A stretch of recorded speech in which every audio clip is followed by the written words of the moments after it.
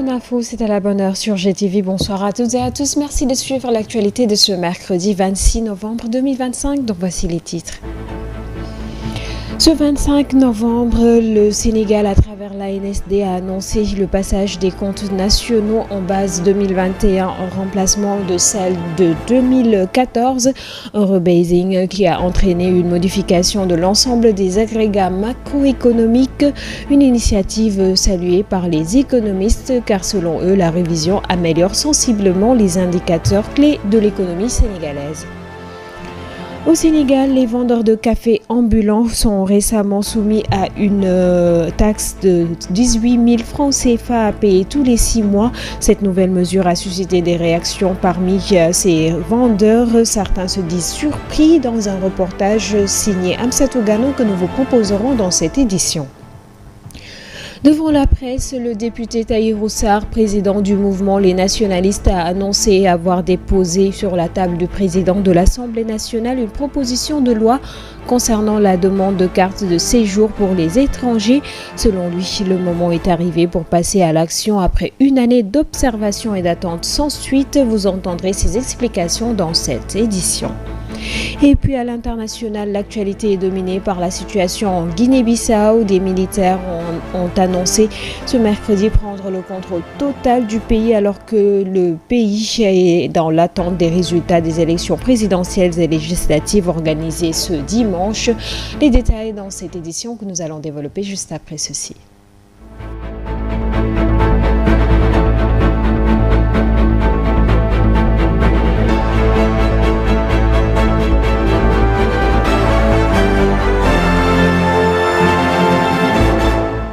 Merci de suivre l'actualité sur la GTV. Le Sénégal a fait le rebasing de ses comptes nationaux, passé en base 2021 en remplacement de 2014, entraînant ainsi une modification des agrégats macroéconomiques.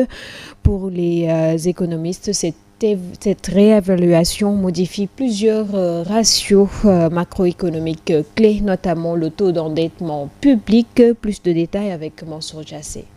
mat ñaari at ak genn wàll ANSD di liggéey ci nu mu mën a renouveler actualiser jumtuwaay boobu nga xam ne 2014 la woon ba indi ko ci année de référence boo xam ne 2021 lay doon.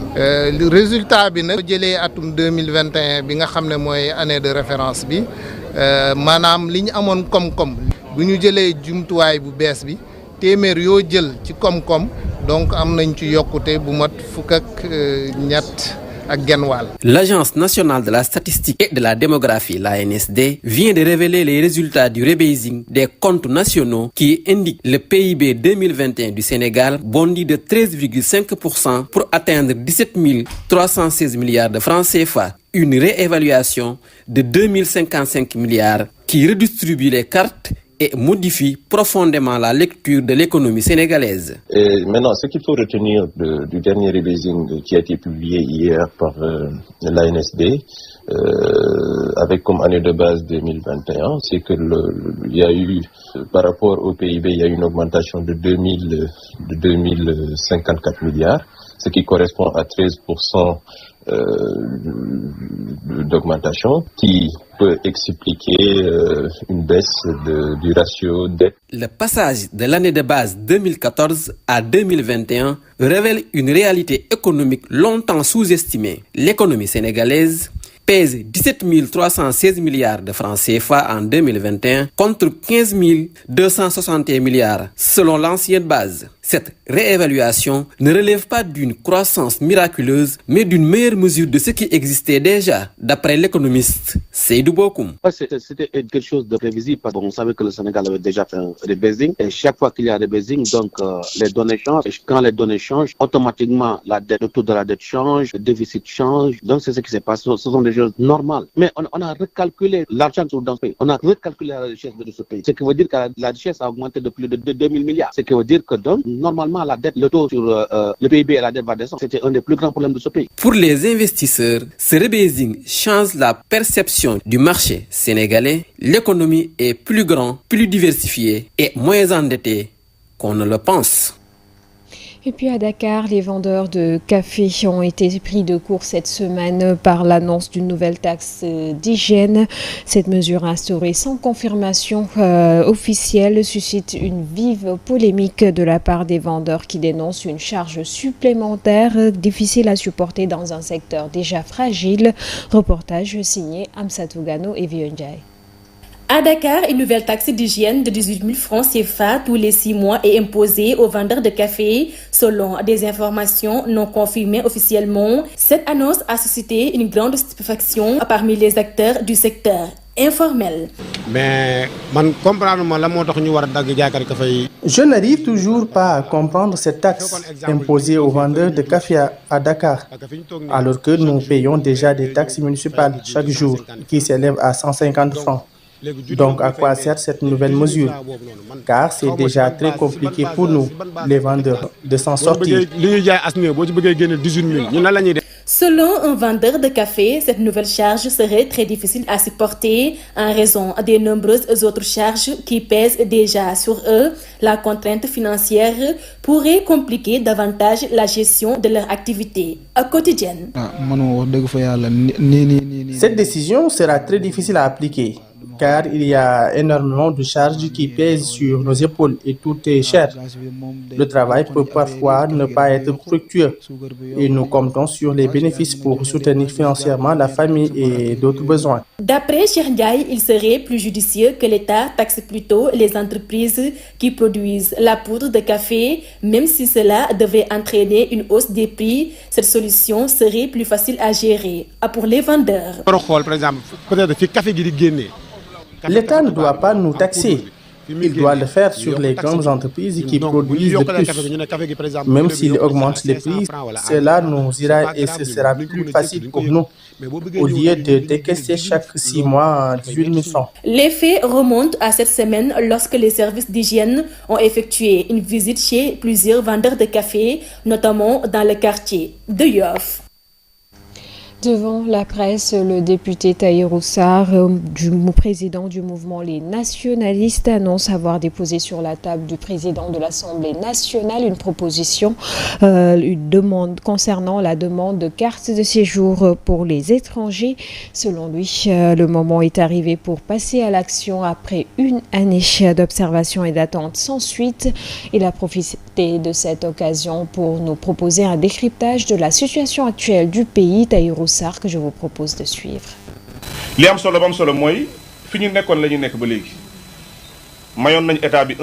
Ce qui est le plus important, c'est que nous suivons notre logique. Nous avons donné du temps à l'État concernant notre demande, qui est d'ailleurs une demande nationale, approuvée par 90% des Sénégalais sur les cartes de séjour pour les étrangers. Pour moi, on en suffit largement, mais nous avons constaté que le pouvoir n'a montré aucun effort pour satisfaire notre doléance. Alors, nous avons décidé de passer à la vitesse supérieure en déposant une proposition de loi.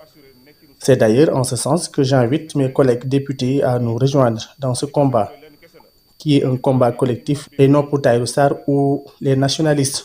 Je l'ai toujours défendu et je le réitère. Pour moi, le Sénégal est le plus beau pays d'Afrique et ne manque de rien.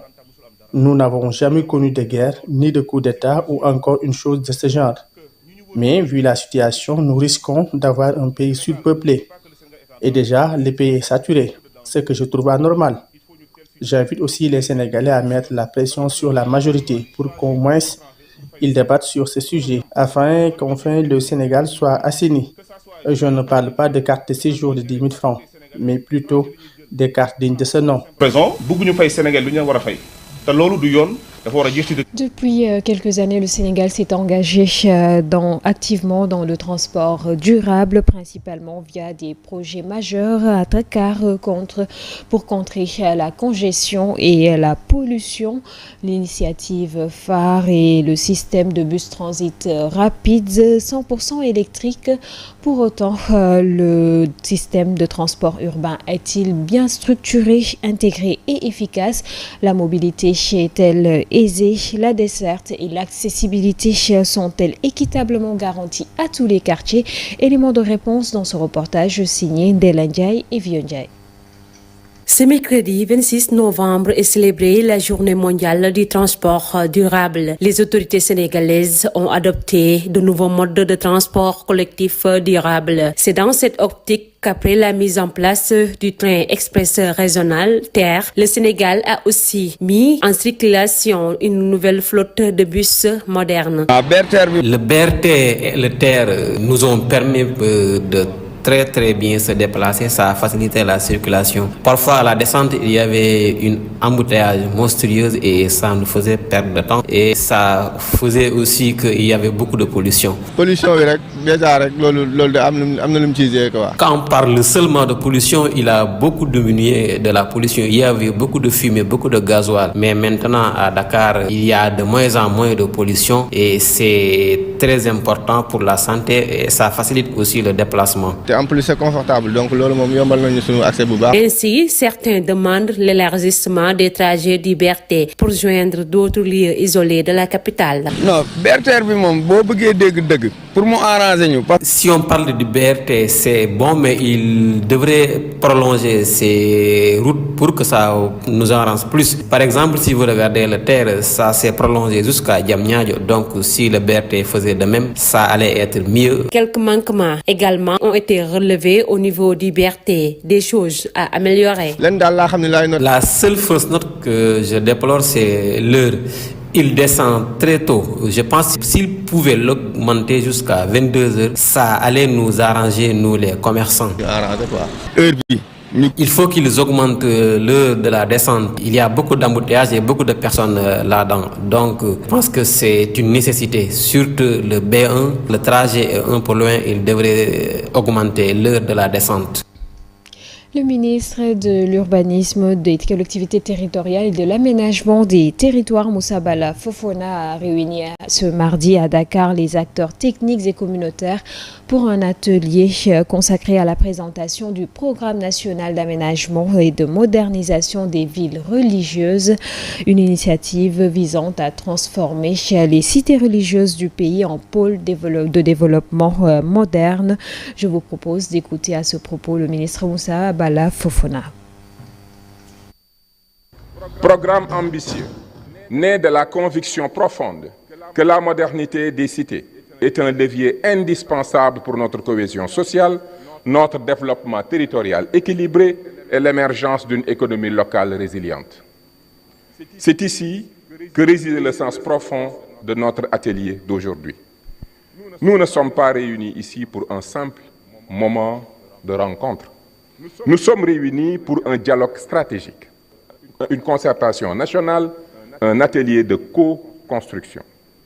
Je souhaite que nos échanges soient directs, francs et percutants. Parlons des infrastructures.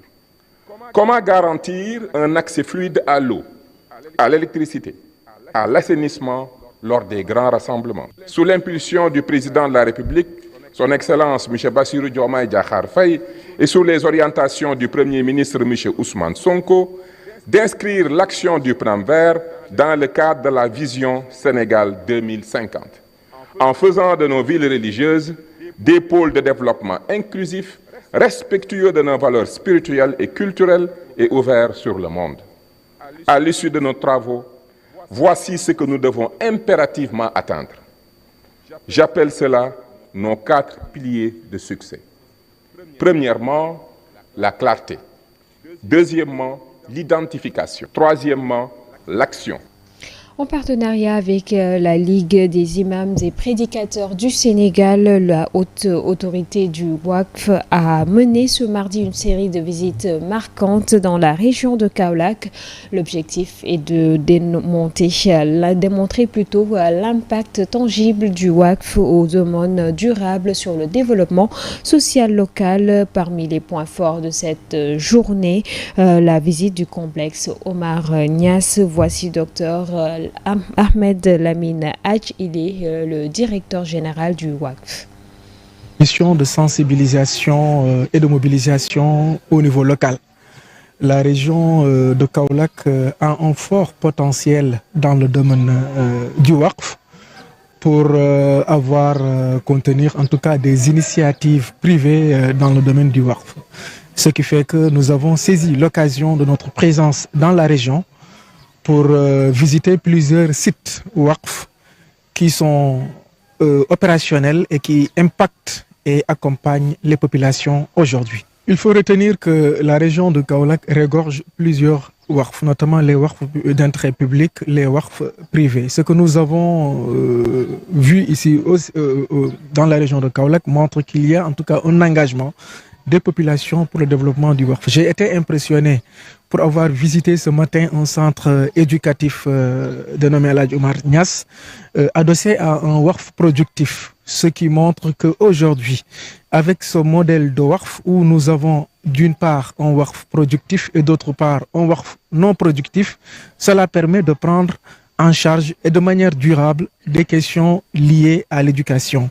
C'est également le même modèle qu'on a pu constater à Guinguinéo avec la structure sanitaire que nous avons pu visiter et qui démontre à suffisance que le WACF, au-delà de son aspect religieux également, peut prendre en charge les questions liées à l'accès aux besoins sociaux de base, notamment les soins sanitaires.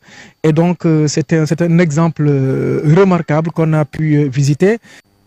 Une grève illimitée est annoncée par l'association l'amicale des étudiants de l'université Cheikh Anta Diop de Dakar. Cette grève résulte du manque d'accord avec les autorités universitaires après l'expiration de l'ultimatum que ces étudiants avaient fixé.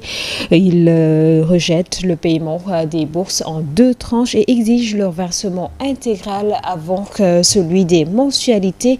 Ils invitent le ministre Ousmane Sonko ainsi que le président de la République à intervenir rapidement pour éviter que l'université ne sombre dans une crise profonde.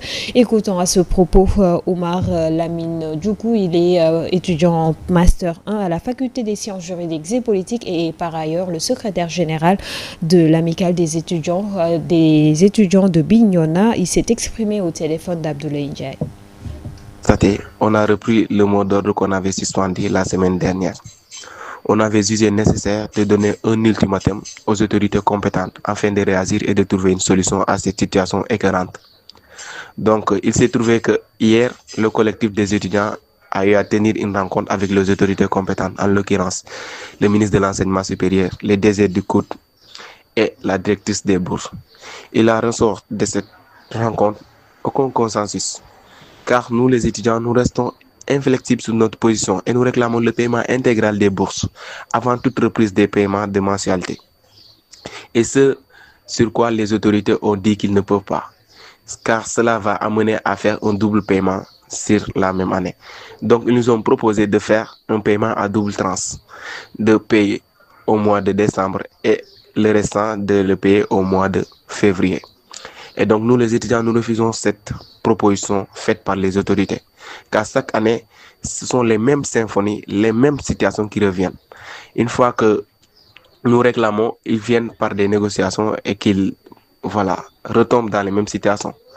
Donc, on a repris aujourd'hui le mot d'ordre et que nous interpellons le Premier ministre, M. Ousmane Sonko, et son Excellence, le président Bassirou Diomaye Faye, à ne pas replonger l'espace universitaire dans une marée noire. Nous avons tous été victimes des événements de mars. Nous les étudiants, on est restés 6 mois. 6 mois qu'on n'a pas fait cours. On a perdu 6 mois. En d'autres termes, si on devait être des fonctionnaires, on a perdu 6 mois de salaire. Donc nous interpellons les autorités compétentes à agir quand il est temps, afin de ne pas replonger l'université dans ces situations qu'on a eu à vivre. Et nous réclamons le paiement intégral des bourses. Ce sur quoi nous avons décrété aujourd'hui une grève illimitée et la suspension de toute activité pédagogique. Je vous remercie. Pour la 6e année de suite, les meilleurs élèves des différents examens ont été récompensés à Tambacounda. En plus, les personnes à mobilité réduite ont aussi reçu des fauteuils roulants pour faciliter leur déplacement. Et puis à cela s'ajoute l'octroi de matériel médical aux structures sanitaires de la commune. Des actions menées par Madame Virginie Benard Madjamé en collaboration avec l'association Babacar Arles basée en France, suivant les explications de Bounama Kanté au micro d'Amadou Diallo. Le sens de cette cérémonie, c'est perpétuer déjà une activité qui dure 6 années déjà et qui, à l'entame, consistait à récompenser les meilleurs élèves dans les différents examens, le baccalauréat, le BFM et le CFE. Après, il y a eu une extension vers les aspects sociaux qui a consisté à permettre aux personnes à mobilité réduite de pouvoir acquérir progressivement cette mobilité par l'octroi de chaises roulantes. Ça aussi, ça a démarré, ça fait 4 ans. Et soit par ses moyens propres, soit à travers l'association, Madame Virginie Mandiamé a toujours contribué à abréger la souffrance des populations, mais à booster la qualité de l'enseignement. Donc voilà pour la raison pour laquelle nous sommes là. Nous sommes d'autant plus réagardis qu'aujourd'hui, elle est venue pour la première fois avec son mari, Michel Bernard et son ami Aïe, qui sont venus accompagner Virginie pour eux aussi témoigner de leur adhésion à cette œuvre-là. Nous pensons que ce qui s'est passé ce matin ne fait que renforcer déjà ce qu'on a vécu. Et vous avez entendu le maire lui-même dire que l'année dernière, il a été octroyé 22 lits d'hôpital. 22 lits d'hôpital ont été octroyés aux structures sanitaires de Tambacounda. Et c'est pas Plusieurs foyers de tension secouent aujourd'hui la scène internationale des tirs près du palais présidentiel en Guinée-Bissau. La condamnation confirmée de Nicolas Sarkozy dans l'affaire Big Malion par la Cour de cassation. Une démonstration de force du pouvoir vénézuélien à Caracas et une vaste opération militaire lancée par l'armée israélienne dans le nord de la Cisjordanie. Faisons ce tour d'actualité internationale avec Ndeye Fatou Diop. Bienvenue dans la page internationale. En Guinée-Bissau, la tension est montée d'un cran ce mercredi 26 novembre. En milieu de journée, des tirs ont été entendus à proximité du palais présidentiel. Des passants ont été vus en train de fuir la zone pour se mettre à l'abri, selon des journalistes de l'AFP sur place.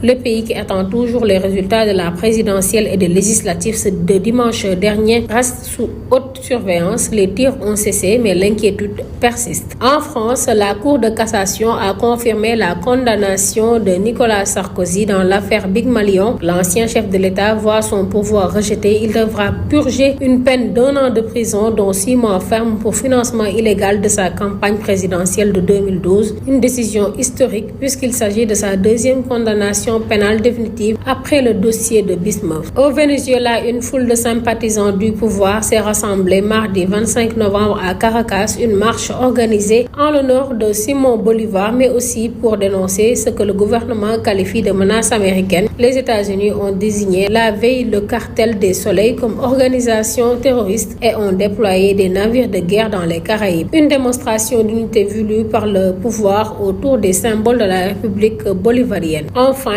en Cisjordanie occupée, l'armée israélienne a lancé cette nuit une vaste opération dans le nord de la région, notamment dans le gouvernorat des Touba. D'importantes forces appuyées par des bulldozers militaires ont bouclé les accès à plusieurs localités. Les routes principales et secondaires ont été fermées, isolant la zone du reste de la Cisjordanie. Pour l'heure, aucun bilan d'éventuelle arrestation n'a été communiqué. La branche armée du djihad islamique affirme de son côté se préparer à répondre. Merci Ndeye Fatou Diop pour ce tour d'actualité internationale qui met un terme à cette édition. Merci de l'avoir suivi. Excellente suite de programme.